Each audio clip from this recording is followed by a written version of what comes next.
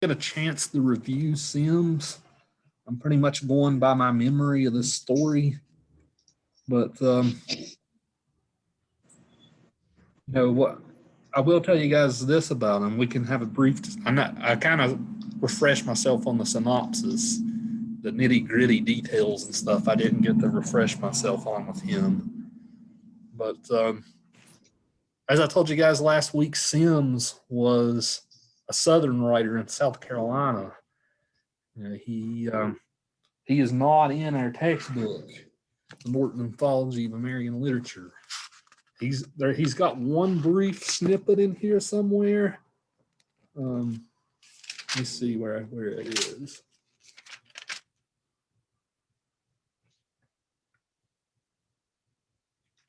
I think it's on like expanding the country or something like that, like a political writing he did. Let me double check. Might have even taken that out.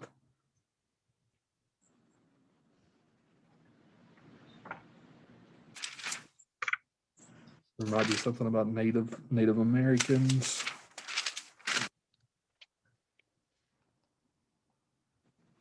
Yeah, I don't even think he's in here for that now. But this is a good chance to kind of talk about the politics of a literature class. All right. Now, we have this writer, William Gilmore Sims, who was one of the most prolific writers of the 19th century. And this guy wrote tons of novels. Have you guys ever seen the Mel Gibson movie, The Patriot? Oh yeah, I love that one. He wrote it a month ago. William Sims wrote the book called The Party Wow. that movie is inspired by. So The movie's great. I can imagine how good the book is. yeah, it's a very good read. He wrote a lot of like historical fiction about Indians, especially like South Carolina Indians, the Cherokee, the Yamasee, like all kinds of different tribes. He wrote like novels about. The guy was widely famous. He was also famous for being a horror writer, which as we see with this story, The Grayling. Right, it's actually a pretty solid story. Right, it makes you question, was it real or was it in their imagination? Right, it kind of makes you come up with the conclusion yourself. I read where Poe said it was the best like Gothic and American Gothic story of his time that he read. That's high praise coming from Poe, right? Yeah. Right. Of course, everybody knows Poe, but nobody knows this guy. Yeah, I took it. Reason why I signed this story, I took an interest in this guy a long time ago. And I had a teacher who gave us one of his novels. Like I remember when we read the novel The Yamasee, it wasn't even in print at the time. Like we had to read it online on this website. I think it's like Project Gutenberg or something. So there is a movement going around to get him back in print and get his readership up. But here's a case where pretty much the reason why this guy's not read anymore is because he happened to live in the South, right? And he happened to have pro-slavery sympathies, right? So, of course, you guys know it's no secret that academia tends to be a left-wing profession. I mean, I try not to bring any my politics into my classes, but it's pretty commonly known that academia is pretty left-leaning, right? Not for me, but for I'm a left-leaning person myself, but I don't bring it into my classroom. But some people do. Well, here's a case where just because a guy had this belief when he lived in the 1800s. That's wrong by today's standards. He's now no longer read. Right. So this story that we read today doesn't really have anything to do with slavery or anything, right? It's actually a pretty good story. Yeah. So pretty much everybody in our textbook is a Northern writer. So people we've read, Emerson, Thoreau, Hawthorne, Poe might be the exception to this. Whitman, Dickinson, all these people lived in New England for the most part. You don't really see a lot of Southern representation here. So, well, we can talk briefly about the story if you want. But I'm interested to hear what you guys have to say about this. You guys think that there should be more representation of these types of writers, or do you guys think that it's best to leave them in the past, right? Like a lot of literary critics think. I don't care what you think either way. I kind of think it's my responsibility to at least expose you to writers who aren't, politically correct by today's standards. I do think it's my responsibility to do that. But I'm interested to know what you guys think. Like, should we pay as equal attention to these writers who might not be PC by today's standards? What do you guys think? I think that we need to continue to read them and learn from them, because I mean, it's literally what, like the quote says, those who forget the past are doomed to repeat it. You need to see where we've come from to know where we are and how far we need to go. I agree. And two, I think we're all, entitled to our opinions and our voice. Yeah, I agree. It's it's about the art, I guess, the literature. It's everyone agrees slavery was a bad thing, but just completely leave someone's art or writing out, or things that I just don't think you should punish, or you know what I mean. Right. I mean, it's like Laura Ingalls Wilder. They took away what was it, one of her Caldecott Awards or something like that, because of things that she had wrote that were the norm, like in the 30s and 40s when she actually wrote her books. And I don't think that you should punish somebody for something like that. I mean, the past is the past, and you need to move on. So, Lisa, you think different times have different standards and things like that, so we should judge them by their standards and not ours? Is that kind of the argument you're making? No, kind of. I think what I'm saying is, you know how you believe, and you know that may not be what they believe, but you've still got. You can't throw away a whole body of work because of one thing that may have been wrong. And some of the stuff that she did talk about was wrong, like when Paul Ingalls was in blackface, and then the Ma Ingalls hated Indians, like she hated them, and she talks about that a lot. But you can't throw away what those stories mean to somebody like me, who still literally right now on my Kindle, I have one of those books and I read it, and that's just, to me, that's my comfort and my happy place, is to go and read those books and be in that world for a time. That don't necessarily mean, but I believe the way that she believes, because I don't.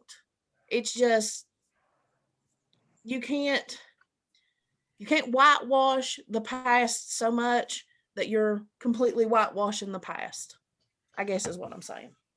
And every author we've read has had flaws. I mean, every single one of them. I mean, granted, slavery is a pretty big flaw, but I mean, I understand that was kind of it was the norm back then. It doesn't make it right, but it was, they were just, a lot of them, they were just raised, indoctrinated, grew up to believe it was normal. It was just life. And I don't hate them too bad for that, I don't guess, even though slavery's bad, of course. I believe our beliefs, they change over time. and we don't agree with what is in some of it, but I don't think we can discredit their work. I don't think that they done it to, I think it's what's wrong. I can go off on these in society, but you have to see the bad side of stuff too. You can see everything cannot be peaches and cream and rainbows and everything. That's just not the way the life works, and I think it's where we're getting to where kids, like the participation trophy. I don't believe in them. No.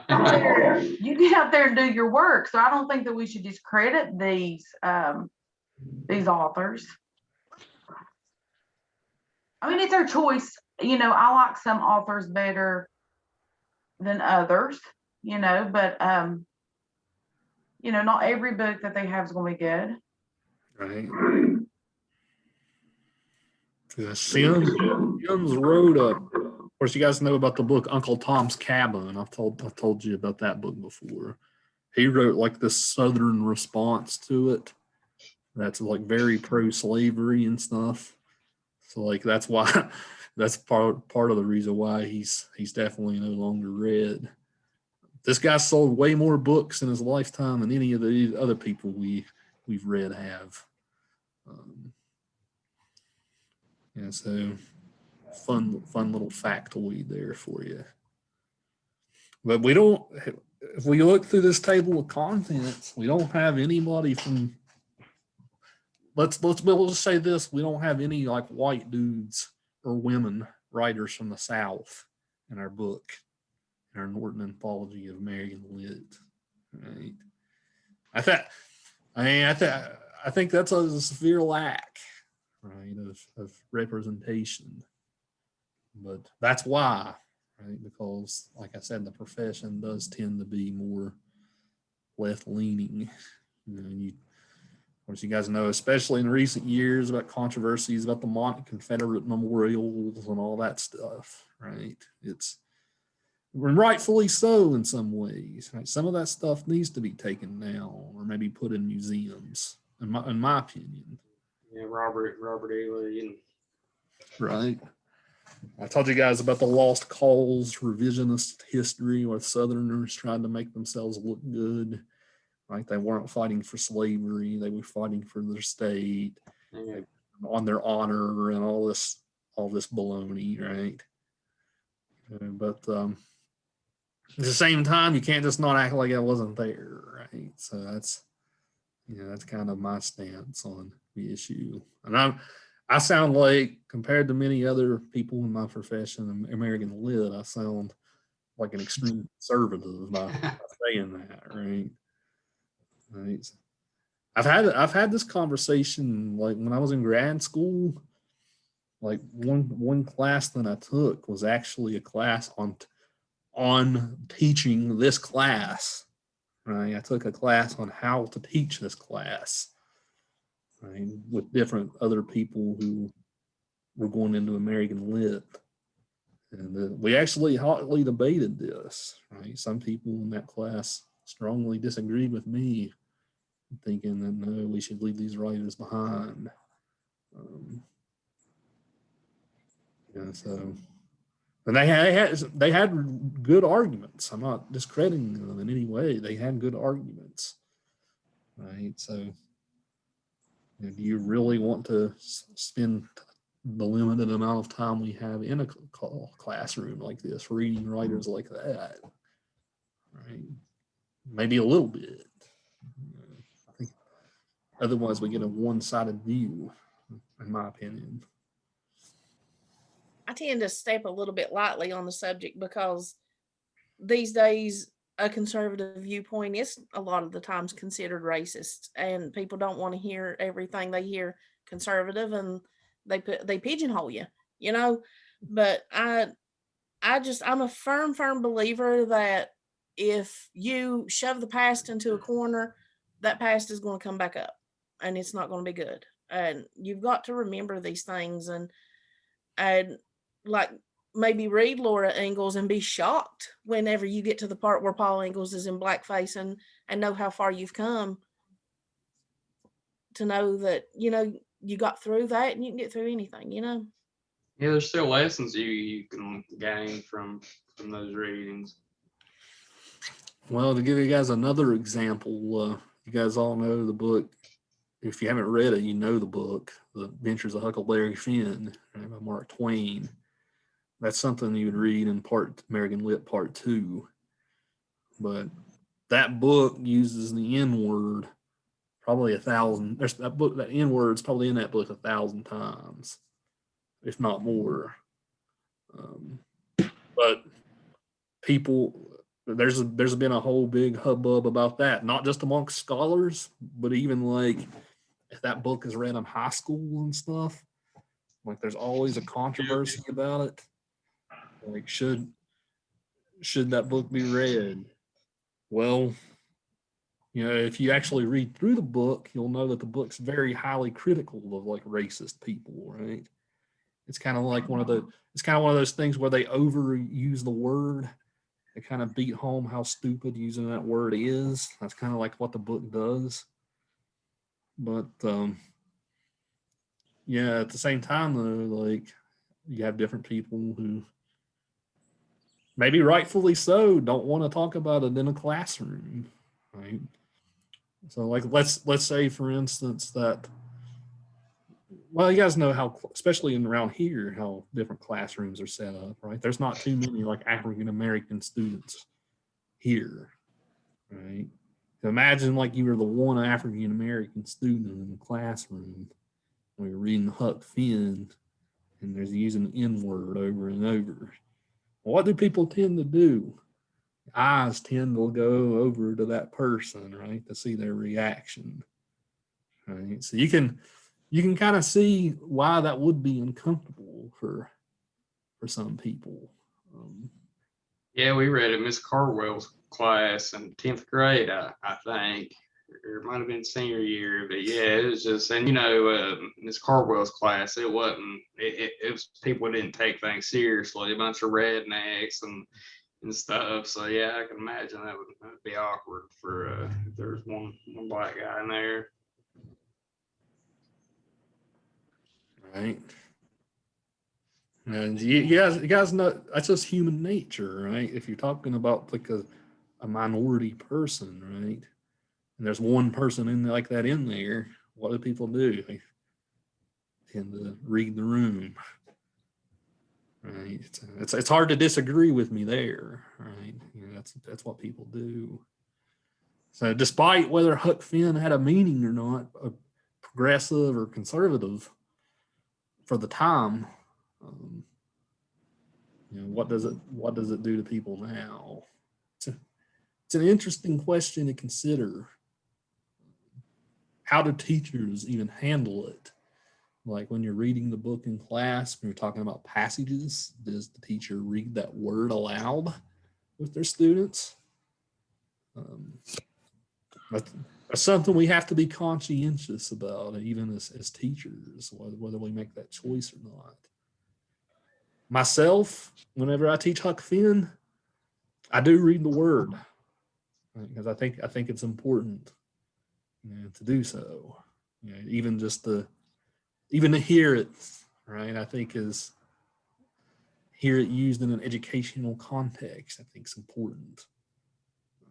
But some people would wildly disagree with me on that. So when it was wrote, did they not see that word as as I guess we'd say as vulgar as we do now? Like, you do. I can see where you're coming because, like, if you would read that, like, you would cringe and your eyes would go to that person. I don't think staring at them because of that. I think staring at them to see their reaction. right. And I wouldn't want to make them feel uncomfortable, but I mean, why put that in there? Was it in a time that they just didn't? Yeah, like if you read Huck's Finn, like the book was written in the 1870s. Like it was right after the Civil War. So in that time period in America, there was still a lot of racial discontent. Right? Just because slavery went away didn't mean that lifestyle went away. right? So that's when the Jim Crow era of the South started, where they started like really like using violence and things like that to keep African American people down. So yeah, that word was widely used like in that time period. I think today though, Lord, don't nobody get mad at me, but I think even today we still have to worry about how we address people. I would never address them like that. Do you know what I mean? But I'm just saying, it's just like a fear of like, well, you know, what do you call a white person? Do you want to be called white, or do you want to be called Caucasian, or you know, it's just like a constant fear of hurting somebody's feelings of what. Got to be more politically correct. Right, right. Is definitely. It's kind of you feel like you're kind of forced to be. Yeah, definitely. Yeah. Yeah, it's hard to even like the pronouns we use for different people now, Yeah. right? You gotta even be wary about that type of thing. Yeah, like I've had a conversation with another scholar who thought, she didn't say it, but I could literally tell she thought I was the worst person in the world for saying that I taught Huck Finn that way. Right, so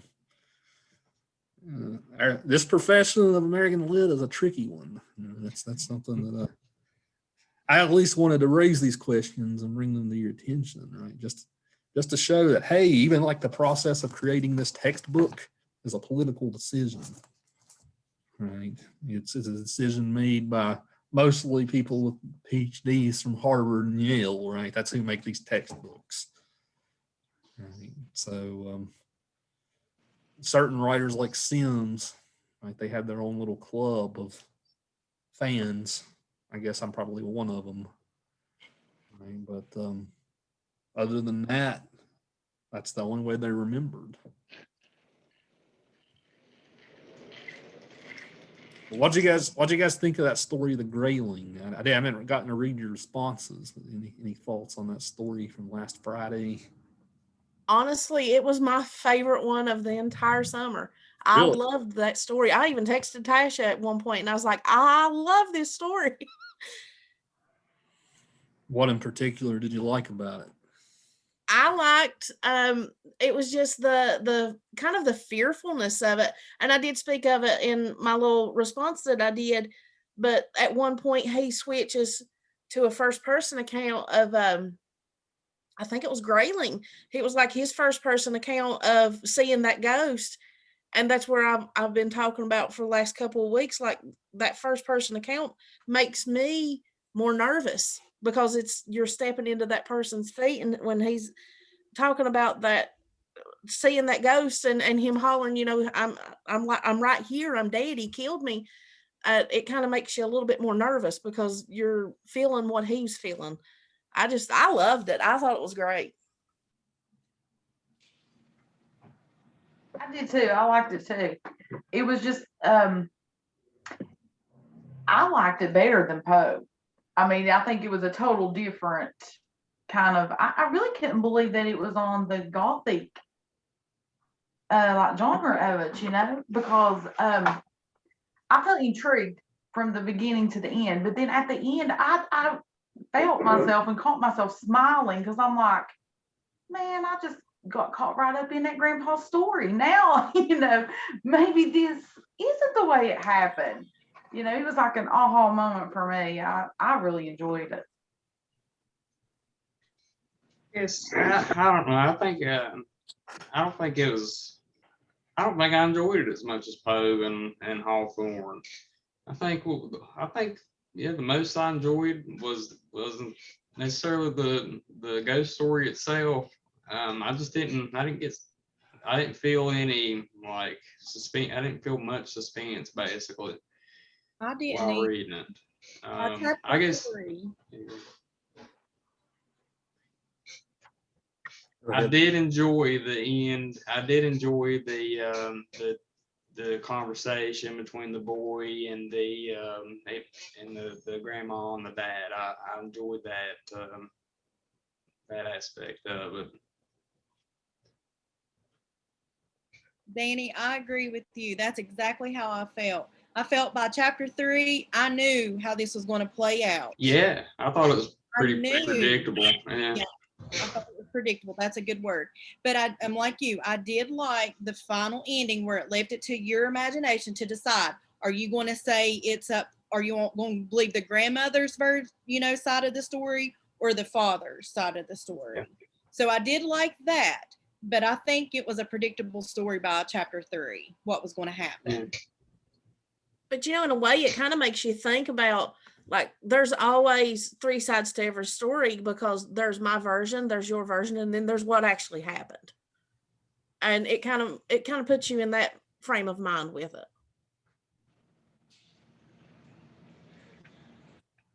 Right. Yeah, so As a child, I think if you're a child here in this story, I think you're going to lean more toward the grandma's point of view. But as an adult, you're probably going to be reasoning more like how the dad's point of view was.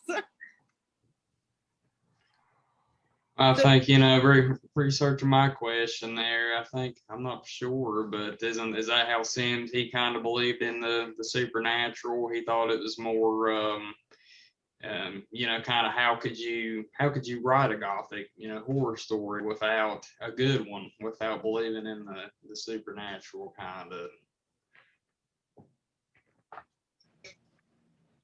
right. So you're right, Danny. He brings more of the supernatural in compared to the other writers we've read. Like Poe's monster was the monster within, I suppose, right? Whereas with Sims, it's more external. So I kind of took it the little boy, or the boy was him, and he said, he considered, or heard both views, but he stuck with his grandma on that.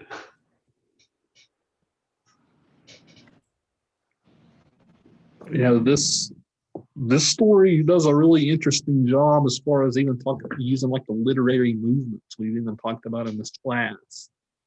Like especially with colonial lit, like we had the more religion oriented lit, the very highly imaginative lit, even from people like Cotton Mather, right?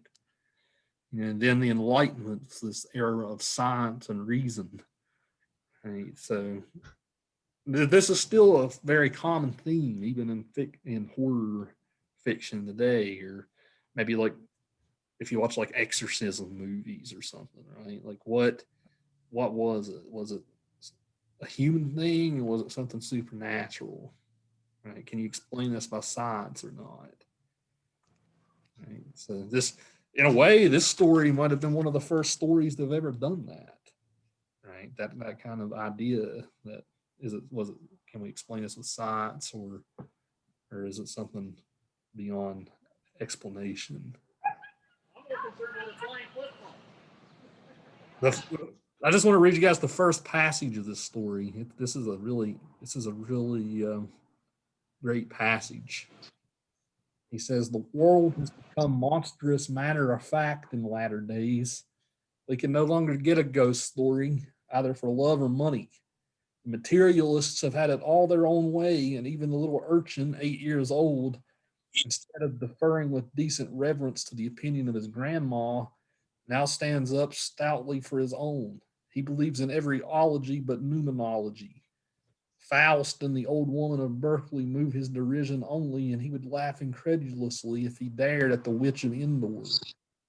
The whole armory of modern reasoning is on his side, and however he may admit at seasons that belief can scarcely be counted a matter of will, he yet puts his veto on all sorts of credulity. That cold-blooded demon called science has taken the place of all the other demons. He has certainly cast out innumerable devils, however, he may still spare the principle. Whether we are at the better for his intervention is another question. There is reason to apprehend that in disturbing our human faith in shadows, we have lost some of those wholesome moral restraints which might have kept many of us virtuous, or the laws could not." Right? So, and hey, the narrator of the story is even arguing, hey, with losing this fear of the supernatural, maybe that's bad even for morality and like even like following the law and things like that. So is something lost by, or I guess think, is something lost by putting all our faith in science instead of something supernatural or religious?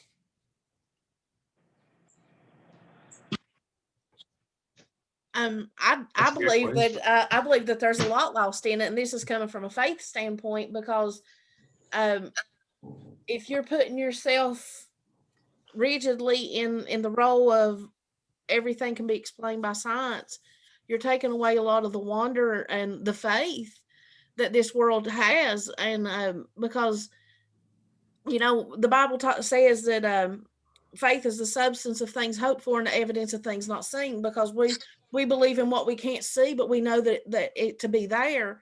And if you are shunning that, you're kind of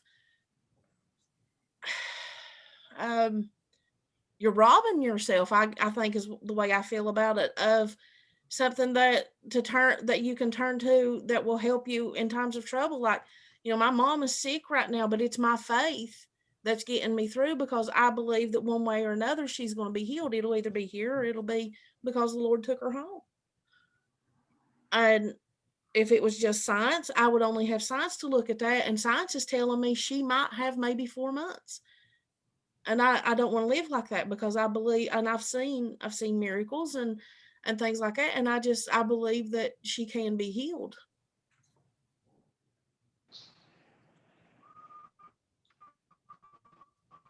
That's a good question. I'm kind of conflicted about it. There's definitely, I'm not a religious person at all, but there's definitely some good, good moral points in there. And I was raised that way, so maybe I was, kind of. I do consider myself a moral person. Maybe how I was raised, some of that, some of those things are still in me for whatever, but I do think you can be moral without being religious. I think, a lot of it's on upbringing, and there's a lot of rotten religious people out there too. I hate to say it, but As we I talked guess about last week, right? yeah. I guess the point is they know, and that they're doing bad. They are doing bad. But it's a good question. I feel like that science is something that is every day being learned. I'm like, scientists don't know it all. Every day they experiment, they research, trying to figure out. But I do think they have learned so much, and I think I believe, I'm, I guess you would say religious, so just a Christian. That believes in God, and I believe God gives people the knowledge and the ability to learn. I don't put someone's life in a doctor's hands. I believe there's higher power, but I do believe in science though too. I believe that it's something that every day people are studying and trying hard to learn and figure out new treatments or cures, or even if it's on animals, experiments or plants. But of course, I always believe there's a higher power that's above us, above it all.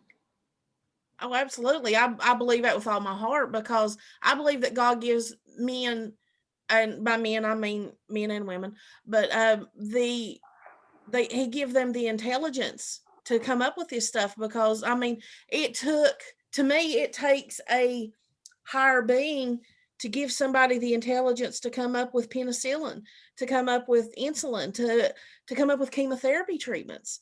That's a supernatural thing to me, because that's a mind that is beyond what I can quantify, I guess is the word I'm looking for. But that's just, you can't, to me, I can't shut out any kind of faith. And like Danny was talking about, I wasn't raised in church, and I think that's the reason why I hold to my faith the way that I do, because I was never taught and kind of, I guess what you would say, force fed to believe this stuff, I came to it on my own. And Would you say you was a good moral person though? oh Before? yeah, Yeah. I've never stole anything, and I've never been, like done illegal things. I've never done a drug in my life. I've never been drunk in my life, but I guess it's because I didn't have it shoved down my throat. I'm more open to it because I have seen where God brought me from and brought my husband from, and has brought so many people that I love where he brought them from. And, there's alcoholics and I mean, people, a preacher that was at my church, the day that he got saved, and he didn't get saved in a church. He got saved by, he'll tell you, an old pine log on the back of a mountain. And he got saved beside a 6-pack of beer because he went back there to get drunk. And the Lord told him, no, you're not going to drink it. And he got saved right there, and he just poured it all out. And to me, that's God. To me, is I can see what he's done, and I can see how he has give people the ability to do the things that they do. And I think that's where I come from with it. I'm sorry that this got real churchy, but that's just, I'm very passionate about my love of the Lord. It's hard to argue that there still isn't a giant divide in the country between religion and science. I mean, just look at the COVID stuff recently, or the vaccines and whatnot, right? Right. And I'm a science person, and I'll be the first to tell you that, a lot of these high way up there scientists, a lot of them, really think they think they know a lot of answers they really don't know, confident in answers they're kind of arrogant and really cocky about it. And I think they should be more humble about things. Right.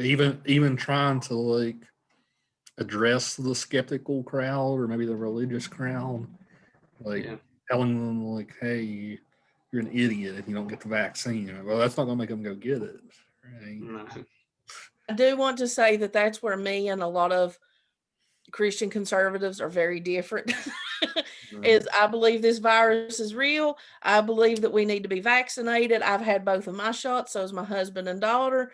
And I mean, God gave you a brain for a reason, and you need to use it.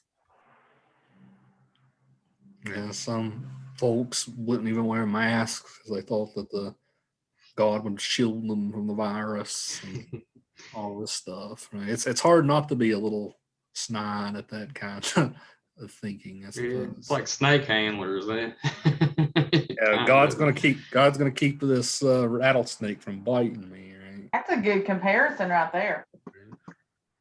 I never thought about that. Yeah, my mom once worked at the radio station in Pineville. The real crappy one up on the hill. Right. And she was working as the DJ in there, and there was a preacher who came in there once with snakes. I mean, she had to call the cops on him.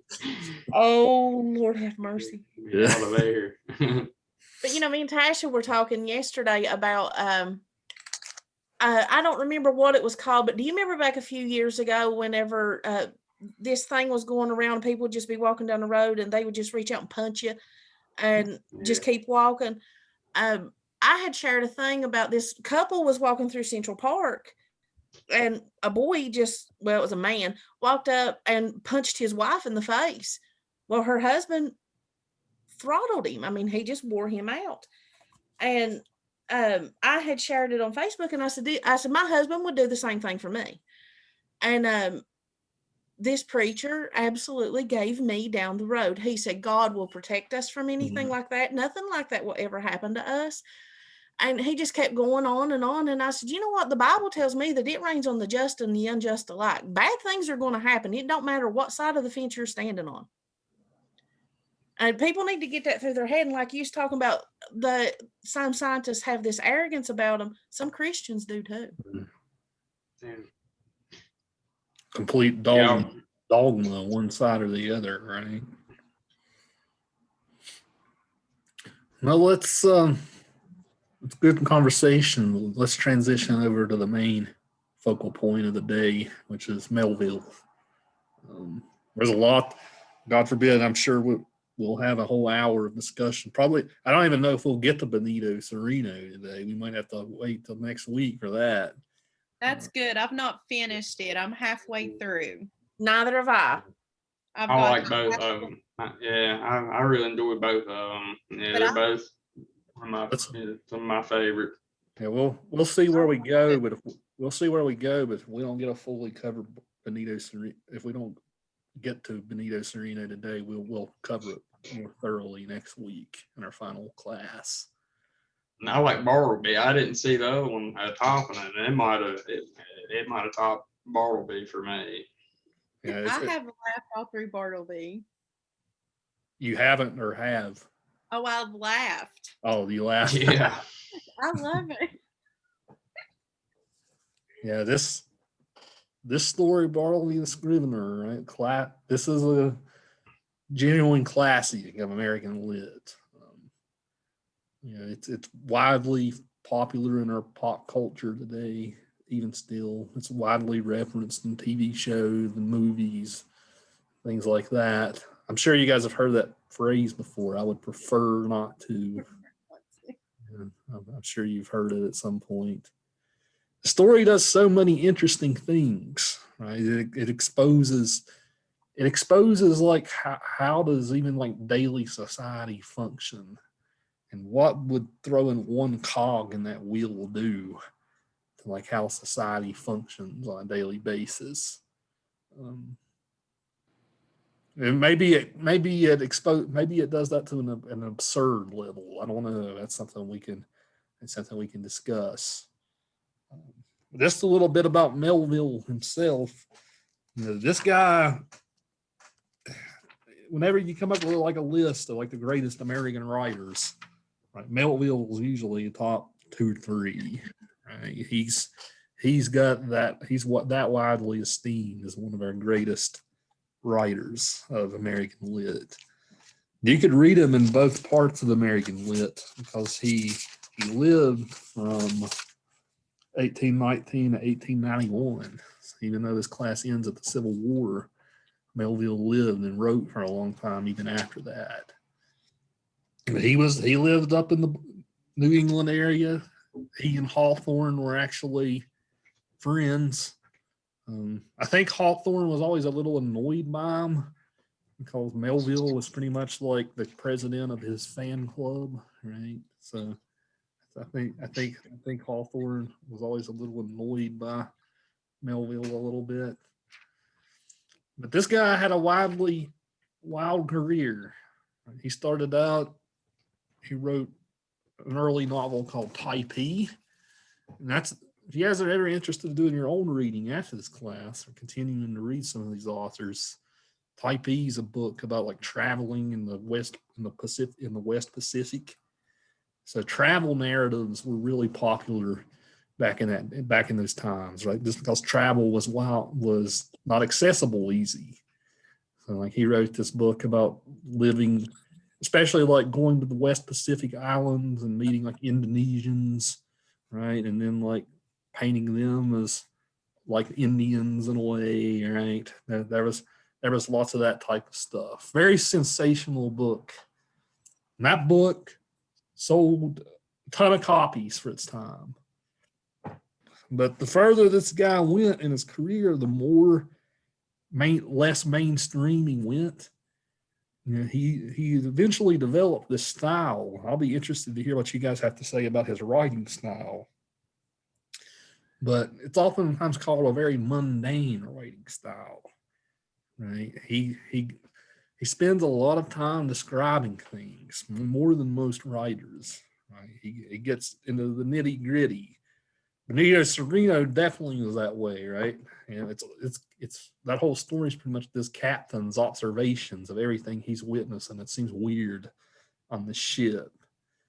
You know, so he gets very much into the mundane, the ordinary, right? The nitty gritty details. Moby Dick is his most famous novel. That's there's a novel in American literature, that's that. That's it, right? Moby Dick is our Hamlet. It's like our Hamlet for what the British lit. Shakespeare's Hamlet, right? It's right up there in importance. Moby Dick sold like 300 copies in his whole lifetime. He wrote probably the greatest book of American lit. Depends on your opinion, of course. I think it is. He wrote one of the greatest books of American tradition. It sold 300 copies in his life. You can only imagine what kind of mental toll that would take on an artist, right? To produce something that extraordinary and then it not be appreciated in your life, right? I can't imagine how devastating that would be. Then it blows up when you're dead. Yeah, yeah, too little, too late, right? Yeah. There's lots of stories like that with writers who became famous after they were dead. Hawthorne, in a way, was more famous after he was dead. Not to the extent he had some popularity in his life, though. Melville had none. This guy, after Moby Dick failed, he turned to writing short stories or novellas. We could use the term novella here, which is almost like a short novel. Bartleby and Benito Cereno definitely qualify under that term novella. It's longer than like the Purloined Letter or something, right? So it's kind of hard to classify it as a short story. But he started turning to more short fiction, which is when Bartleby and Benito Cereno and some of these types of stories were written. And then the further he went in life, he started writing poems. Eventually, like last 20 years or so of his life, he just pretty much stopped writing. He couldn't make a living doing it anymore. So he went to work in like the New York docks as a harbor worker. So like that's how Melville ended his life. He just worked them out, doing blue collar labor in the New York docks. Only about 20 or 30 years after his death, that's when his work started being really rediscovered, and now he's got an entrenched place in our canon. But it's like I said, it's rare you teach something like Moby Dick in a survey class just because it's so long. Like it's so mundane in a way. Like it would take us the whole summer to read the thing. But luckily enough, we have Bartleby as a good substitute to give us a sneak peek into like what his writing is like. We again have a first person narrator here. Right? The Benito Cereno wasn't that. We got a third person narrator in that story. With the Bartleby, we got a first person, which is our lawyer, right? Bartleby's boss. And so, where do we even start with this story? There's lots of ways we can go. It's hard to argue that slavery isn't a theme in the story in a way, right? Even though the story takes place in the North, and Bartleby's white, right? I told you guys before about that argument. It was called the mud seal theory, right? The mud seal theory was used by Southerners to argue for slavery. This was espoused by a South Carolina senator named James Henry Hammond. Hammond argued that every society needs a class of people who does the dirty work no one else wants to do. Every society needs, they called that the mud seal class. Everybody needs that. Every society needs somebody like that who's going to take the low paying jobs that nobody wants to do. So Hammond argued that in the South, they used that for slaves, and they kept the slaves down. They didn't have power, right? Their society is more secure. On the North, you have people doing these mundane jobs in factories and stuff, working maybe 15-hour shifts, 7 days a week, right? Well, what's worse for a society? Is it paying somebody way under wage, to pretty much slave away working in a factory or something? Or is it worse to, actually call them what they are, slaves, and, go from there? I mean, it's a legitimate question, right? I mean, he does bring up a point. But it's hard to argue even today, we still don't have this mud seal class of people who do jobs in America that nobody else wants to do. You guys tell me, what are jobs in America that nobody else wants to do that only certain types of people take these jobs? You guys have any ideas here? Yeah, a person that thinks Maintenance. Go ahead. Go ahead, Danny. Oh no, it's maintenance. What I do. All right. I said, No, like McDonald's and yeah. I said septic tanks. Ooh, I'm, yeah, I'd rather maintenance. yeah. Those guys make some money. Yeah, Oh, they do. Let me tell you, I mean, us on Huff Creek, we have septic tanks, and it's not cheap. It's like $300 a time. They come and clean those things out, but it takes. Crappy job though. Yeah, hey, that's a good one. But it takes. At least they make bank. I mean, I guess That's would you true. rather do that or work at McDonald's? All right. Well, cleaning out a sewer tank, you don't have. Well, you are taking people's crap, aren't you? Yeah. Because you sure would have to at McDonald's, that's for sure.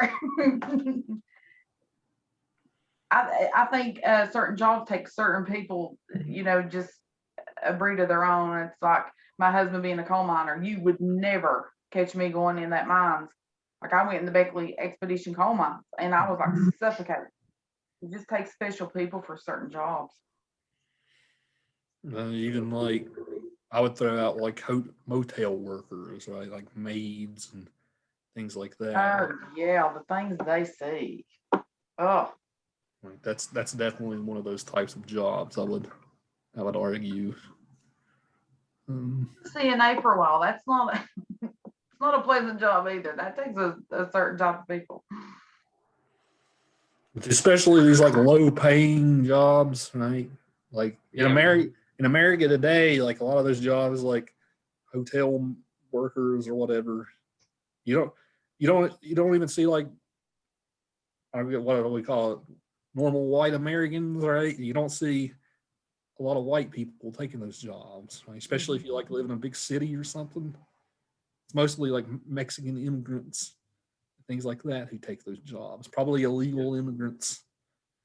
Yeah, they'll take any job. Right. I do, and they work hard. Oh, I work like a dog.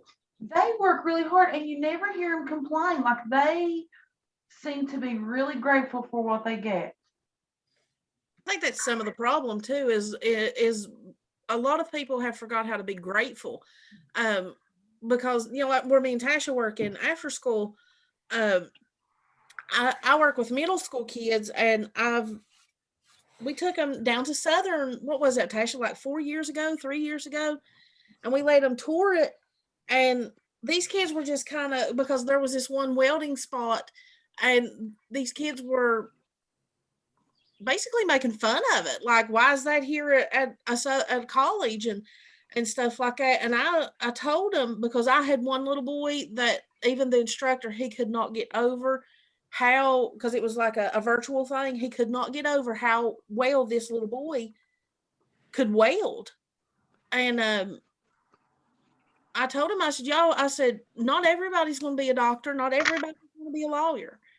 We need welders and we need doctors and lawyers. Yeah, but we need welders and we need fast food workers and we need people to clean out septic tanks and things like that. Well, this little boy, he graduated with my daughter. Last year, whenever they were doing, or in 10th grade, when they were doing their testing to go to shop, he tested high into the welding. That kid graduated this past June. It was June the 2nd, I think they graduated.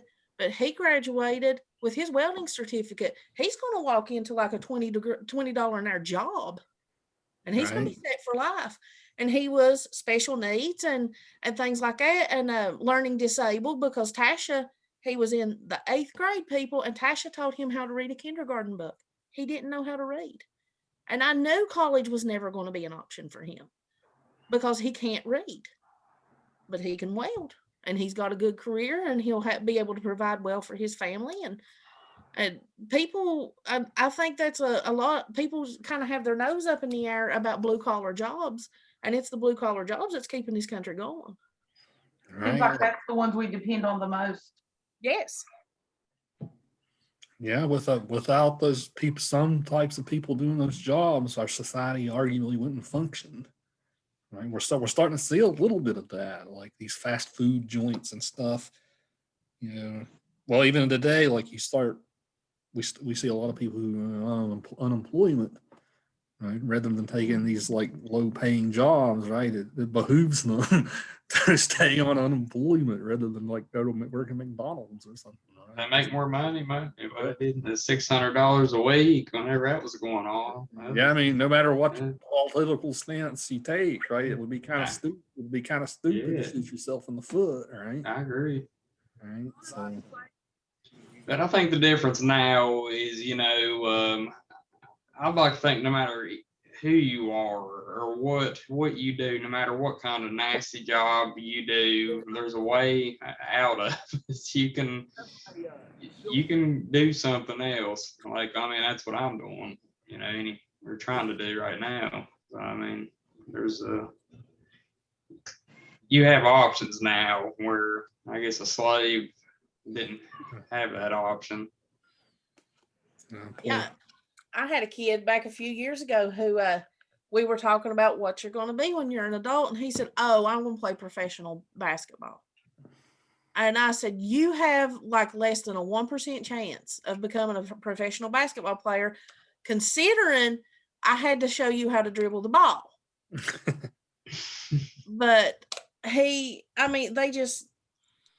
they're taught that the money, like the high dollar, is where it needs to be. And there's still high dollars to be made in low jobs. poor Danny, he could tell horror stories about some of the stuff that he's had to deal with up at Wyoming campus. Oh yeah. Like the guy who used to pee everywhere in the bathroom. Every Tuesday. Yeah. Yeah. So to relate back to Bartleby, Bartleby is a scrivener. Of course, as you guys probably figured out, he's a human copying machine. Right? They didn't have Xeroxes back in the 1850s, so they had to hire people to copy documents. So imagine how dull that job was. Right? All you do all day is sit around. You're a human copying machine, copy documents. That's what he did. That's the definition of work that nobody else wants to do, right? Who would want to do that? That would kill your mind, right? To do that 40 hours a week. Maybe it doesn't sound as bad as some other like crappy jobs, right? But it still sounds like an awful job to have.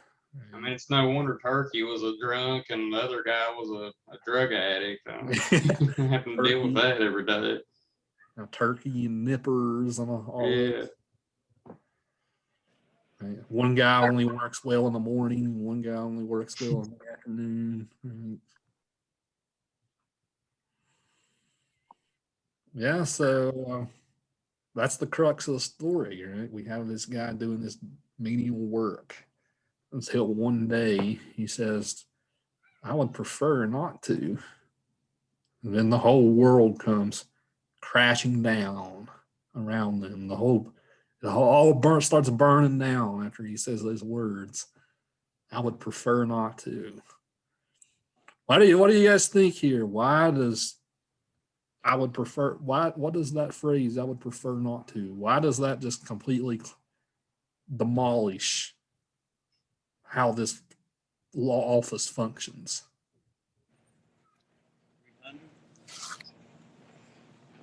He's not pulling any weight. I mean,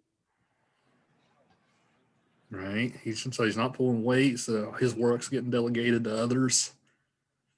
He just Right. exists there. It's he's not worth anything. He's just there. I mean, I could see myself in not Bartleby's shoes, but the lawyer's shoes, because I mean, I couldn't stand to keep looking at my staff and saying, I need you to do this, I need you to do that, and Lisa looking at me and saying, well, I prefer not to. You know, I'd be like, are you kidding me? I prefer not to come to work today, but I had to. You're going to. You know, I could see where those words just burn a hole in that lawyer. I mean, that's more of a slap in your face than a no, which Tasha would just thump my mail and then I'd have to do it anyway.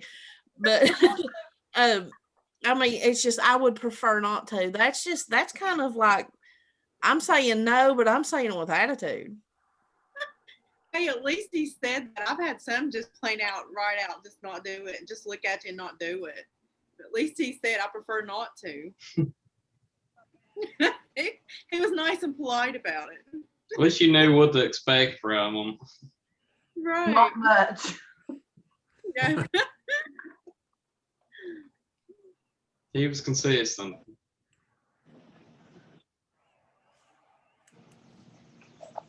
Yeah, so what's the difference in him saying I would prefer not to versus just saying no? I mean, it's almost as like, well, you're asking me and I'm saying I prefer not to, but you're not demanding and making me like mandatory to do it. You know what I'm saying? When he was saying I prefer not to. If somebody asks you to do something, you can say I prefer not to. Yeah. He never said he wouldn't do anything. He didn't say right. Well, I thought it's kind of like he's saying, well, I could do it, but I ain't.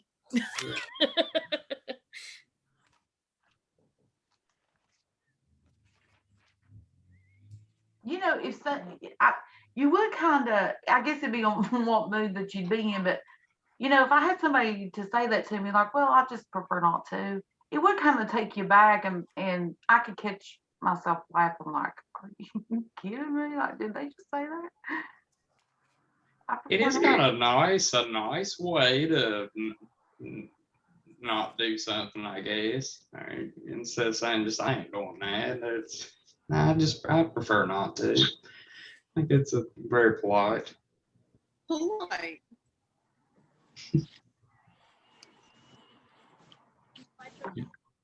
Yeah, the story does a interesting job of showing like how much, like even just the most mundane of social interactions, how we take them for granted. Right. It especially exposes power dynamics in a way too. Like, so every time I teach this story, I like to give this example, right? Like as your professor, right, I have a certain amount of authority, right? I'm the person who gives you your grade.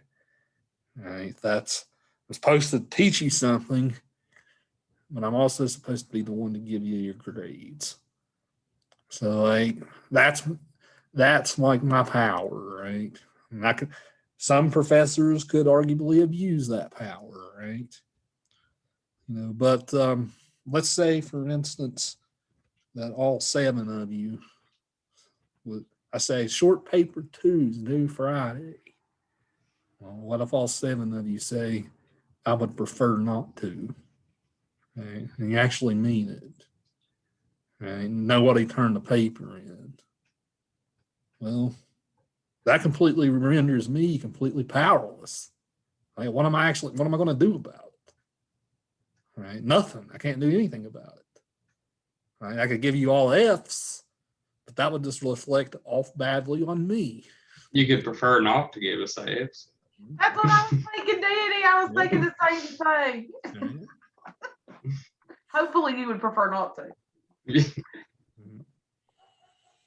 It's probably a bad time to put this thought in your heads, right before, Yeah. before paper. With that final coming up. Yeah. Right, but I would be left completely powerless. Like if something like that happened, I would probably laugh and think it's funny. Right, but at the same time, like what could I do about it? Nothing. Like if one or two of you did that, I would be like, oh, whatever. You get an F. But if all 7 of you banded together to do it, what could I really do? Nothing. I Right, think so you're that's, trying to tell us something. am I trying to plant an idea here? Is that what am I trying to get out of work by giving you this idea? Is this where we're going here? So this final. He's giving us like a subliminal messages. Well, if you don't do the final, I'll kick you out of the office like Bartleby did, like the lawyer did to Bartleby, right? So, yeah. But if all seven of you decide not to take it, what am I going to do about it? You know? How about if you try to kick us all out and we refuse to go? Good question. What could I really do? Right. I'll be in your office when you got to work the next Right. day. Mhm. And you have to be like the office and find another campus to go to. Right. You better be glad when we didn't read his stories the first week. I save it for close to You the end. know for what a you're reason. doing. I save it for the end for a reason, right?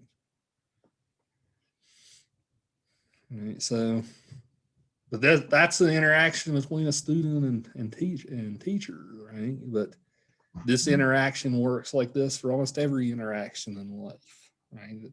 A parent and a kid, right? You can see where this would come in that interaction, or any type of interaction where somebody has power over another person, right? You can render that person completely powerless by just saying, I would prefer not to.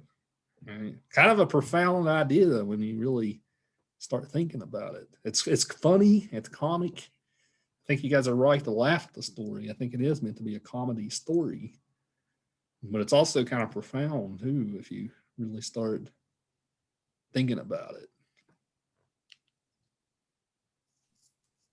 Right, because it would make you mad if Mhm. you was in, the boss's position. You would get mad and fed up.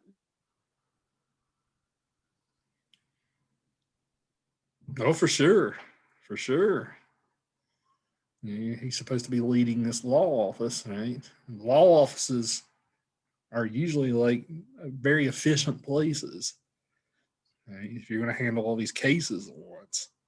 So you can imagine how much that threw him off. He's very nice, right? The lawyer is actually very nice in the story. He puts up a lot of Bartleby's crap, right? Maybe exceedingly nice. Danny, we were talking about what David Lord put up with this as much as the lawyer did, right? It's an interesting question. It was kind of like even when he did get rid of him, like when he really didn't have to deal with him anymore, he still went back to him. I think in a way he missed him.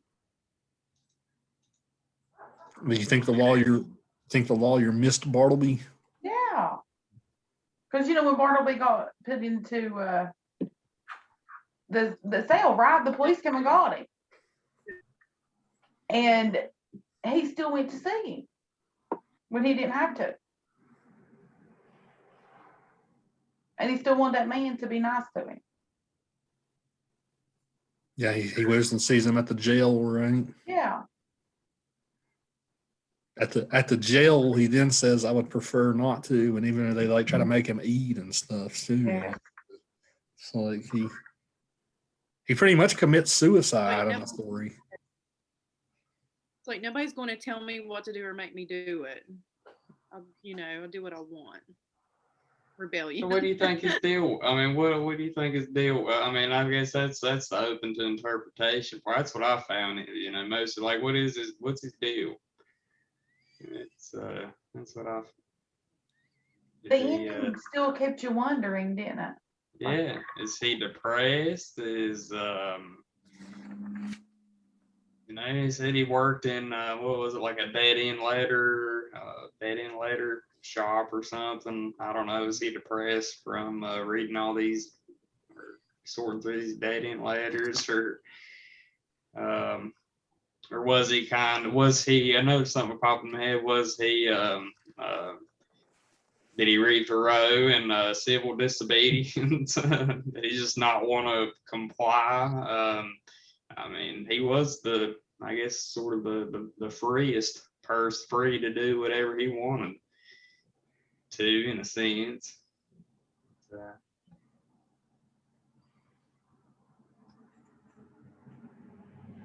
Right. Yeah, the narrator gives us some clues here as for like what might have caused Bartleby to go down this path.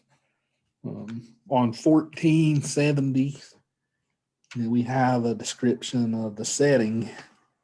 Let me see if that's the exact passage I want. He describes Bartleby's like little cubicle, right? I don't know what page it's on right off. He describes Bartleby's little cubicle as being like, right, it's in a city, it's in a big building, and outside his window, there's like maybe like 3 feet between Bartleby's window and the other building that's right next to it. Like Bartleby doesn't even get like any natural light, right, coming through, right, because of the way that these city buildings are so packed together, right. So that's perhaps one clue, right. It's just very unnatural. Like the workplace in this case is very unnatural, right. He doesn't even get any sunlight coming in there. It does focus a lot on walls and stuff. I've noticed walls and windows, and even he's right next to the lawyer, and he's still like kind of screened in, even though the lawyer can hear him.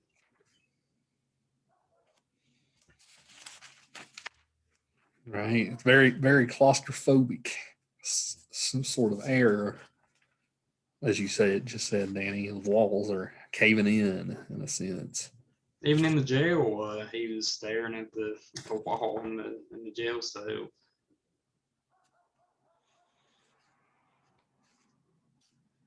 And so we have that, just the general environment. That's always a question.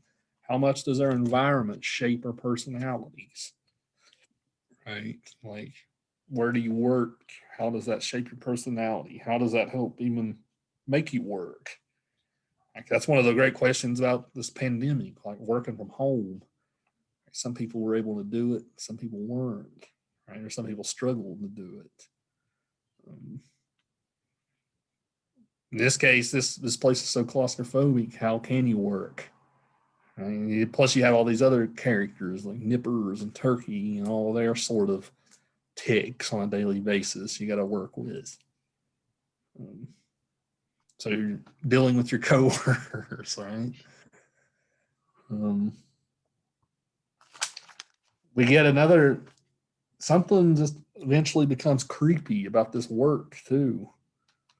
On 1475, there's a really great passage pretty close to the top of the page.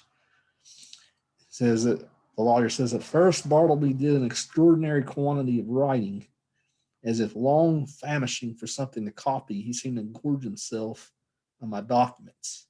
There was no pause for digestion. He ran a day and night line copying by sunlight and by candlelight. I should have been quite delighted with his application had he been cheerfully industrious. But he wrote on silently, palely, mechanically. Right? I love that, silently, palely, mechanically. Right? So, like something's creepy about like how efficient Bartleby starts to become at this mundane work. Right? He stops becoming human. He starts becoming a machine at some point, right? Something's a little creepy about that. So those are just a few things I have deposit from the text based on your guys' question, what causes him to do this. Any other thoughts here besides what I just posited, or you agree with some of the stuff I posited here?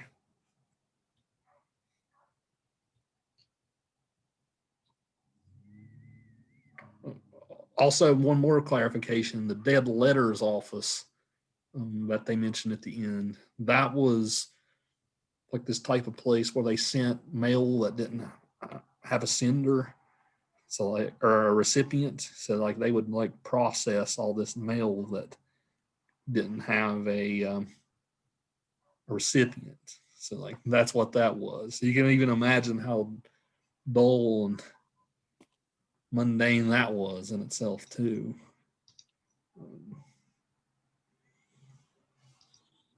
But yeah, other thoughts here. What causes Bartleby's? Would you diagnose him with some type of psychological disorder, right? If we're going to use modern psychology to apply to the story, what do you guys think? It's almost like you said, he was working so hard, like a machine, that he was tired and just was done. Don't you just get so tired sometimes and over, like you're just fed up with it? Like, what's it? I did all this work and I work all this hard, but for what? You're like, I'm not getting any, and he wasn't getting any enjoy. I mean, maybe at first he took pride in his work, but then he just got tired and sick of it. You know, like you said, your coworkers might have played into you, is tired of having to deal with them or whatever. So maybe he felt like he was pulling their load, and now it's time for them to pull his. He was done and had done enough.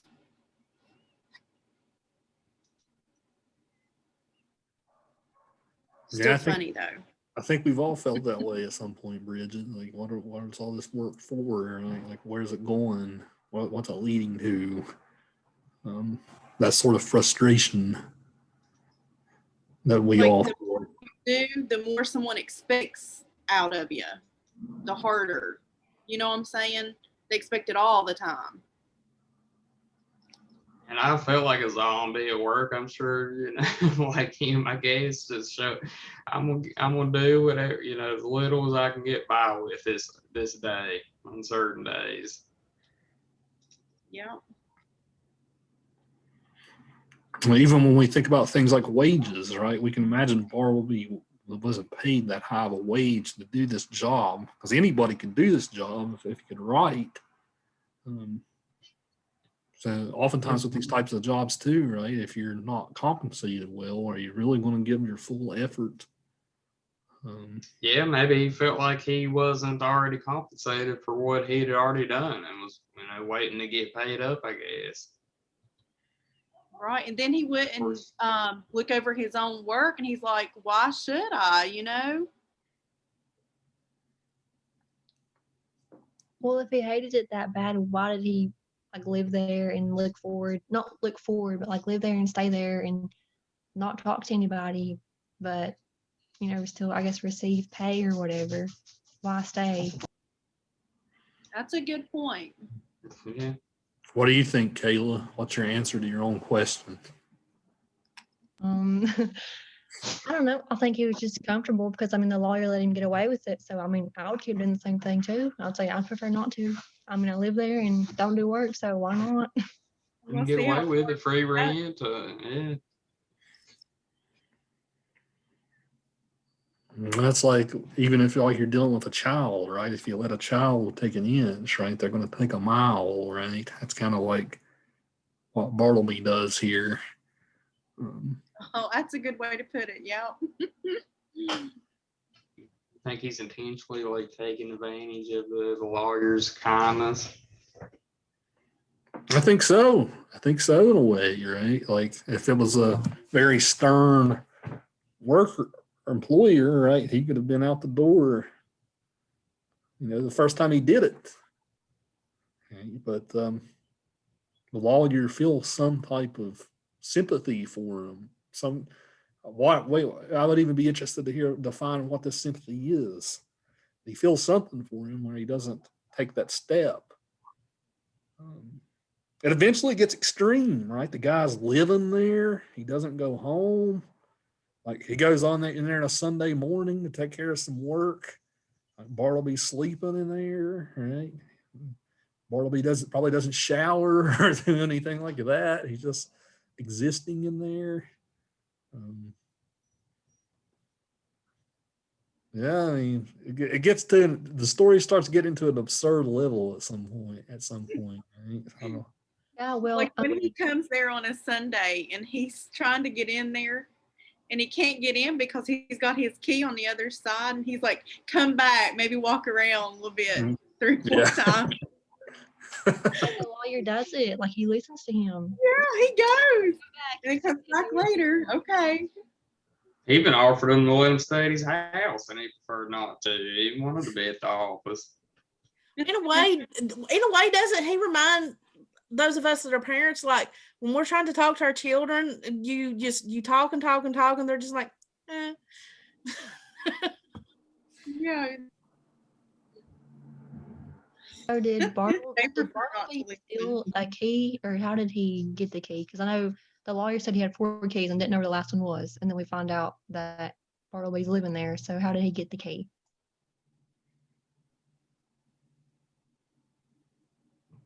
That's a good question. Yeah, because it never said, did it? No, it doesn't. Maybe he had secretly made his own. He refused to leave. He was not going to leave. Yeah, sometimes like workers or employers will give their workers keys, right? It's like I have a key to the office up at Southern. It's this Danny, right? So I don't know if that's how he had his key or not. Yeah, that's a good question. It is kind of suspicious. How does he even have one? Yeah, it said it. He only gave 3 out to, everyone but him. So he got it somehow.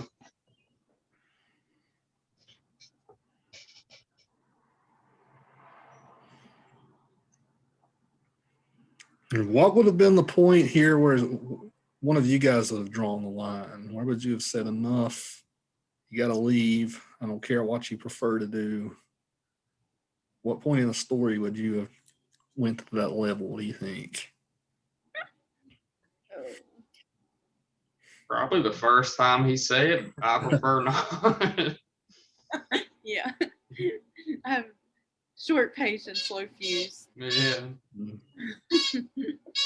I would have been upset, like, because the lawyer tried to help him, like left him money under like on his desk, and was like, here's like money, like go do whatever, and he still didn't leave. He stayed there. So after I tried to help and he didn't want help, I would have been a little mad that he didn't take any help from me when I tried my best.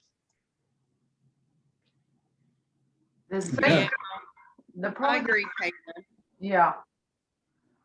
The second time that he said, I would prefer not to, would probably be the time that I would really be mad. First time, I'd probably think they were just joking with me.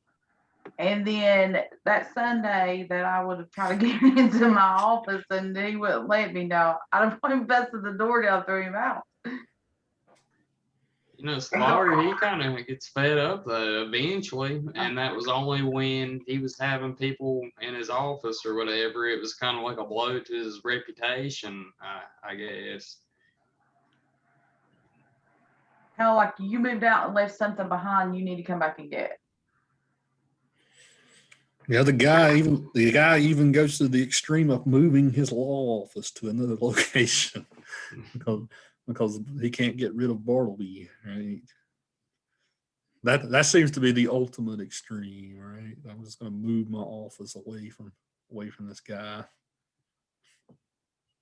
Yeah, but I think he needed to talk to that guy in the Telltale Heart to maybe have found a solution.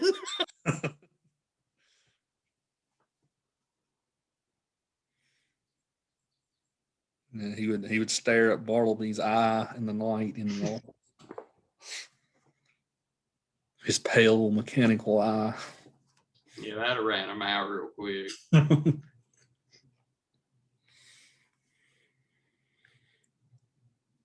Why do you guys think the lawyer puts up with all this? Like, does he just not have a spine?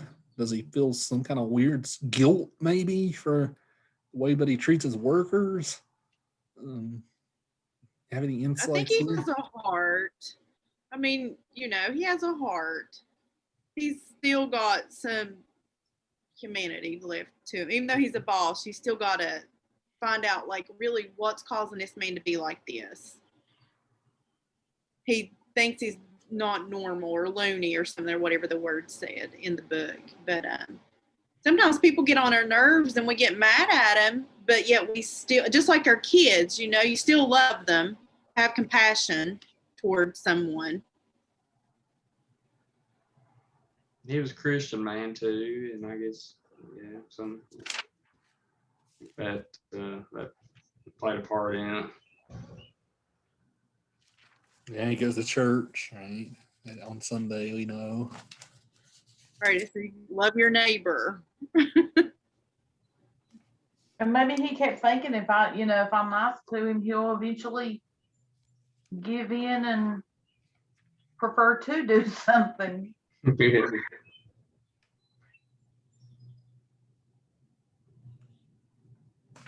something disturbs him on like this weird level too, right? Like he feels disturbed, like like all the stuff we're talking about with power dynamics and stuff. Maybe that's the point where he realizes, hey, what power do I really have here? Right? That sense of powerlessness probably could cause somebody to be cynical or nihilistic or something like that, right? Perhaps.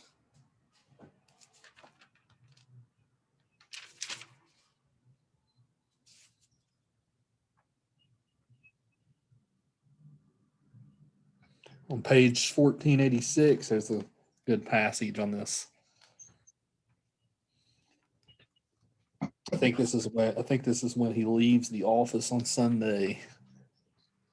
He says, but again, obeying that wondrous ascendancy which the inscrutable scrivener had over me, and from which ascendancy, for all my chafing, I could not completely escape, I slowly went downstairs and out into the street, and while walking around the block, considered what I should do next in this unheard of perplexity.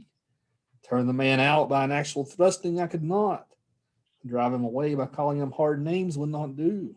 Calling in the police was an unpleasant idea.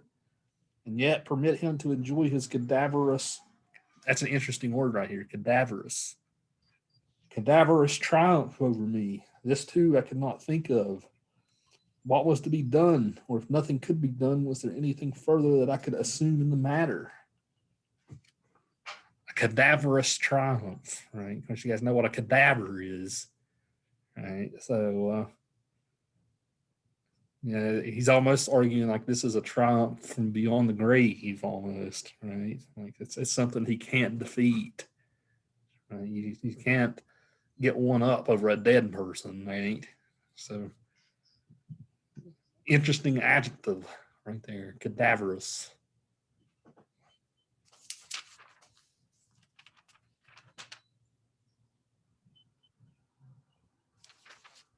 He eventually even starts calling him a ghost. Right? He's not even a human being at some point. Eventually he becomes a ghost, specter.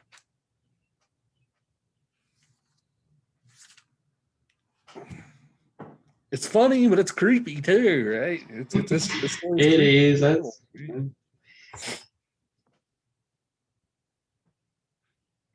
it's sad in a way, right? That it is. As we're done, it's sad. Oh God. what is it? I said, as we sit here and dying laughing at it, it's sad. It really is. It's beautiful. I'm laughing my end off while calling it sad. I think it's definitely what the story's going for, though. Right? It makes us laugh, but it also makes us question things, and especially like the exploitation of someone else's labor. Right? That's capitalism in a nutshell. Right? This country is built on capitalism.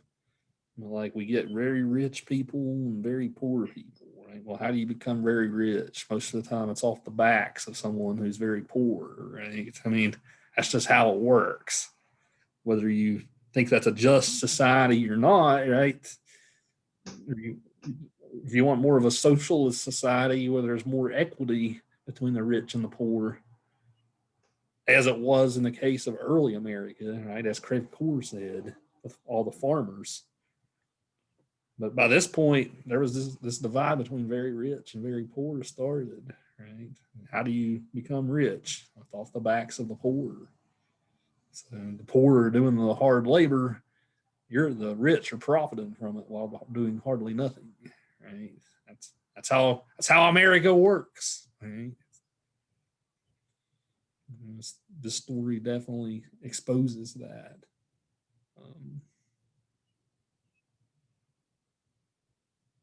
Like, I mean, just think about even today, like these, like that Amazon CEO Jeff Bezos, right?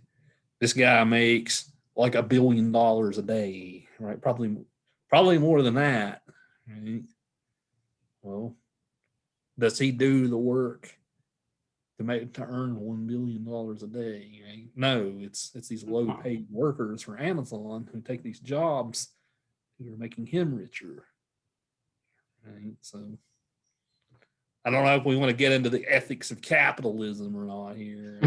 But the story calls it into question. It's hard to argue that it doesn't.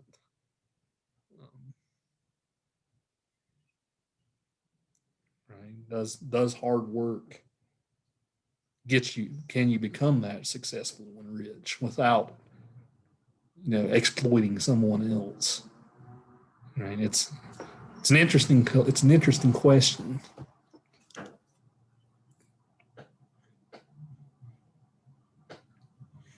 I mean, how did Sam Walton get to be so rich? Right? Well, he doesn't pay they never pay the Walmart workers much, right? So the people at the very top get that money. But I worked at Walmart several times from 98 until 2002, and then I worked there for 4.5 years. And listen, I can tell you when Sam Walton was alive and after Sam Walton died, it's two different places because Sam Walton took care of his workers. Yeah, much more than the current company. I agree there. Yeah, how much money McDonald's makes, like, it's ridiculous. Jeez.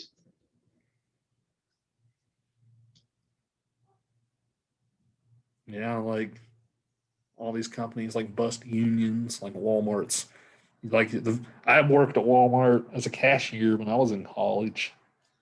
Like I know the first day, like they showed you like this anti-union propaganda video, like making the unions look like cartoon villains, right? Oh my God, you are not joking. Those videos are infamous.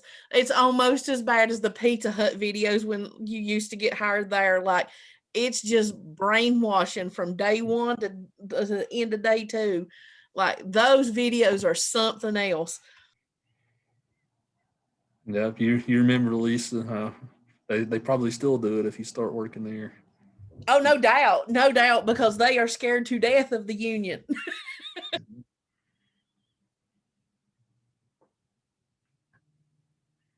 Well, like even a story like Bartleby shows the power of unions, right? If people unify together, right, they have power that way, right? More than the employer does, right? If you shut the store down, well, you have some leverage.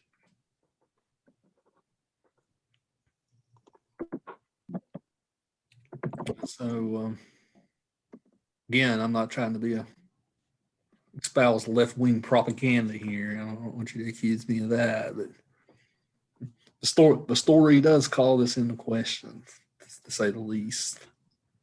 Fair point.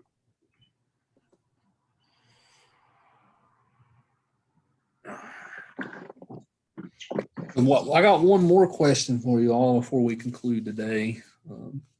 What did you think about Melville's writing style? Like we'll talk more about Benito Cereno next week.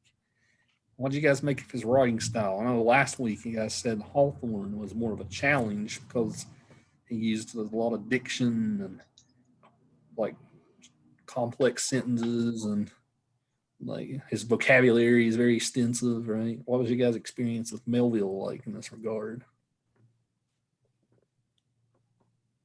Do you find him easier to read than the Scarlet Letter? Was he a He challenge? treated his readers like they were stupid. He explained everything in way too great a detail. Right. Yeah, that I like we were thought it talking was easier than Hawthorne, but I definitely still had to keep the dictionary open.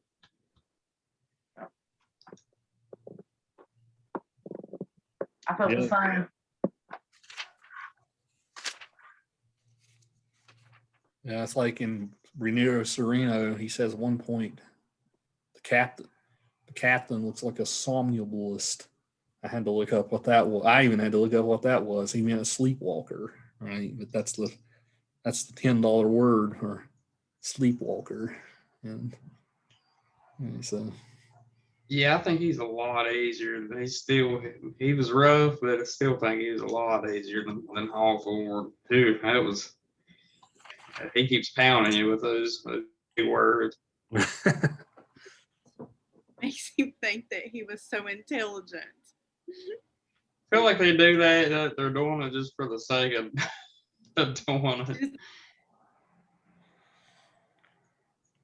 yeah, Moby Dick, if you ever read that, like what you just said, Sydney, like he takes this to an extreme in that book. Like you have you have these extremely long chapters where like he describes like nautical terms and ships and things about the boat and all that. Like he spends whole chapters like describing like whale anatomy and stuff like that in there. That's why it's so hard to get through, because he gets so mundane into the details with Moby Dick. Like the story is pretty simple. Captain Ahab's trying to get revenge on the white whale, right? But the book is like 800 pages long because he's spending all this time describing the mundane aspects of living at sea and all this stuff. Depends if that's your thing or not. If you appreciate that type of writing, I suppose. Yeah, you seem to think that he insults the reader's intelligence, Sydney, by doing that. Well, when I was in school, they always taught us when we wrote to treat the reader like they already knew it. And I don't think he did that. Right. That's funny. I think I was taught the opposite, but of course, I'm like 20 some years back. It seems like that we were taught to write as though they don't know anything and we have to describe it and fill them in all the details. That's definitely what I taught you in technical writing, Bridget. Assume your reader knows nothing. Nothing.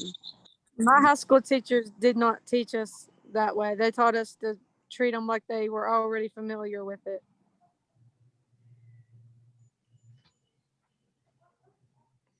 Right, like I really didn't mind him doing that. I felt like he was, kind of setting me, getting me in the, my imagination, kept building some scenery and stuff. You know how like Poe sets up an atmosphere.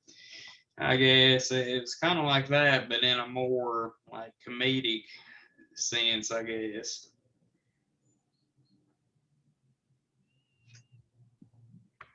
It does though. When they go on, like I didn't mind it either because I really like this story. But now the next story, I'm finding it a little bit aggravating because it's taken me so long to read it and it's so much. Like I said, I find it kind of aggravating. Yeah, he did that more. He did that more in that one. Mm-hmm. Like if going with that. Yeah, I agree with you. Yeah, remember, we'll get to that. We'll save that one for next week, Benito Sereno. Take your time with it. If you've already read it, skim it over again. It can't hurt. No, definitely not. Sure, I'll forget it by then anyway. Yeah, I tried to binge read it all before class today. I got frustrated to get through it myself.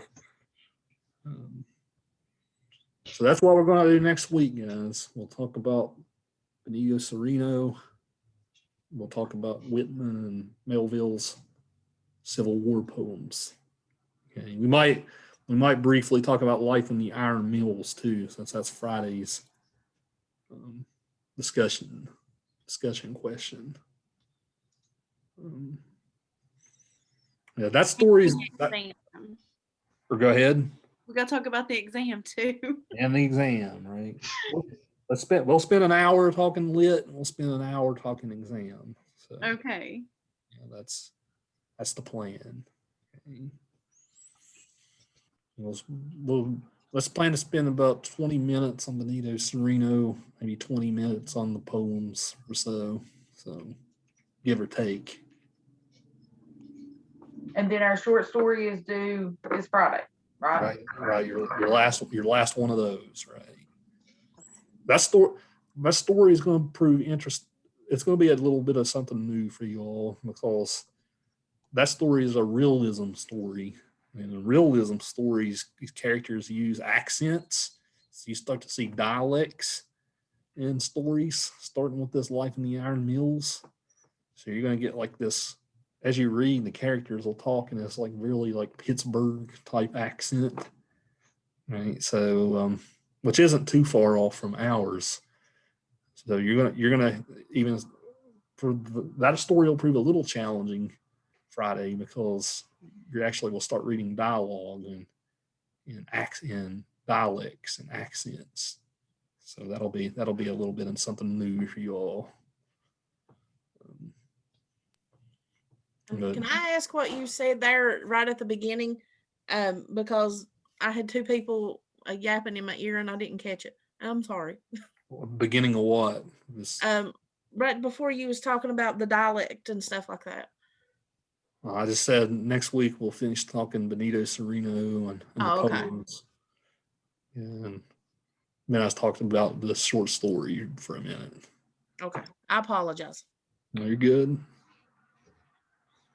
Yeah, so everything's coming to a close. So, like I said, don't fear, guys. Next week I will give you a very thorough review. So don't worry.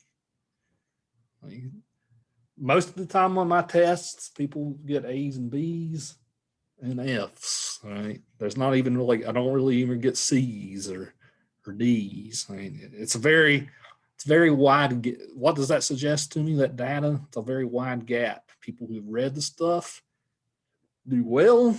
People who haven't read the stuff do bad. Right? That's kind of what the test is meant to show me. So I know all of you guys have been reading this stuff because all you guys have been talking in here. Unless you're really good at faking it, right? I don't get the sense anybody in here is faking much. Maybe a little some days. We all fake some days, right? Did I prefer not to say. Did I always read every page before class was started when I was doing my English major? No, right? That's some days I got behind. We all do. As long as you keep up most days, you're good, right? So, with that said, I will look forward to reading your papers. I'll collect those this weekend. And I should get those back to you early next week.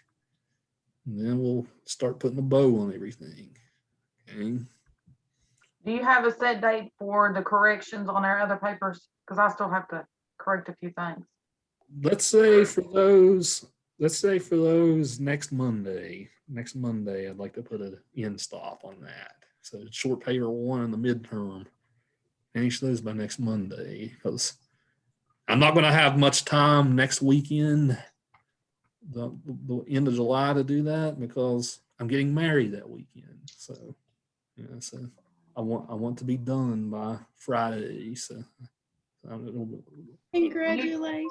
Yeah. Congratulations. You make sure you say I do instead of I prefer. Right. Are you getting married the 31st? I am, yeah. Me too. Are you? Congratulations. Congratulations. Thank you, Who guys. is? Kayla? Kayla, yeah. Oh, congratulations. Thank you. Yeah, I'm so actually in a wedding that day too, so that must be like a big day. must be end of the month. In my case, she's getting ready to move to Beckley and start teaching up here. So she definitely wants to have it done before she starts her new job and all that good stuff. So can we see what the lucky lady looks like? No, you can look her up. Okay. You can stalk my Facebook profile. All right. I'm going to. Okay. Me too. I'm gonna have to look. Right. How exciting! Congratulations. Yeah. Congratulations to you too, Kayla. It's going to be the hardest job that you're ever going to want to quit constantly, but love more than anything. Right. Never Yes. thought about it that way, Lisa. That was good. Mm-hmm. Good analogy. Yeah. So I want to have everything graded by the 30th. So it's out of mind. So that's the idea. So. All right. So we'll see you guys next week. Have a good week. All right. You have a good day. Bye. See y'all.